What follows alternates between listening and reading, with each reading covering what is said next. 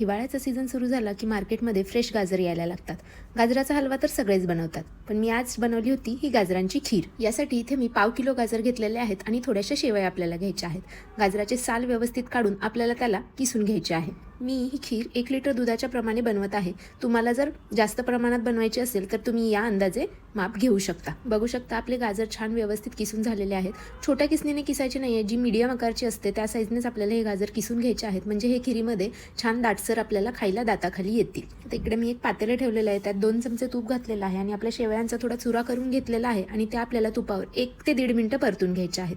त्यानंतर लगेच आपल्याला किसलेले गाजर त्यामध्ये ॲड करायचे आहेत. ते 2 ते 3 मिनिटं छान तुपामध्ये फ्राय झाले की आपल्याला याच्यामध्ये घालायचं आहे 1 लिटर दूध. दूध घालून झाल्यानंतर ना आपल्याला खिरीला एक छान बॉईल येऊन द्यायचा आहे, एक छान उकळी येऊ द्यायची आहे. तोपर्यंत मी इकडे काजू आणि बदाम मिक्सरमध्ये बारीक करून घेतलेले आहेत, ते सुद्धा मी या खिरीमध्ये मिक्स करून घेतलेले आहेत. आणि बघू शकता आता आपल्या दुधाला छान उकळी आलेली आहे.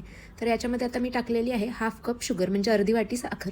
तुम्हाला जर गोड जास्त हवे असेल तर तुम्ही टाकू शकता. आणि त्याच्यामध्ये मी टाकलेलं आहे 3 टेबलस्पून मिल्क पावडर. मिल्क पावडरने चव छान येते, नक्की टाकून बघा. आणि मी इथे टाकलेली आहे विलायचीची पूड. दूध टाकून आपल्याला 10 ते 12 मिनिटं खीर उकळून घ्यायची आहे आणि त्याचनंतर साखर आणि हे सगळे पदार्थ आपल्याला त्याच्यामध्ये ॲड करायचे आहे. आपली खीर ही परफेक्ट शिजून तयार झालेली आहे. आता मी 1 चमचा तुपामध्ये चारोळे छान परतून घेतलेले आहेत आणि ते खिरीवर टाकून घ्यायचे आहेत आणि व्यवस्थित मिक्स करून घ्यायचं आहे. खिरीची कन्सिस्टन्सी ही अशी पातळच राहू द्या, कारण थंड झाल्यावर ही खीर खूप घट्ट होते. तुम्ही बघू शकता कलर किती सुंदर आलेला आहे. याच्यामध्ये मी कोणताही फूड कलर वापरलेला नाहीये.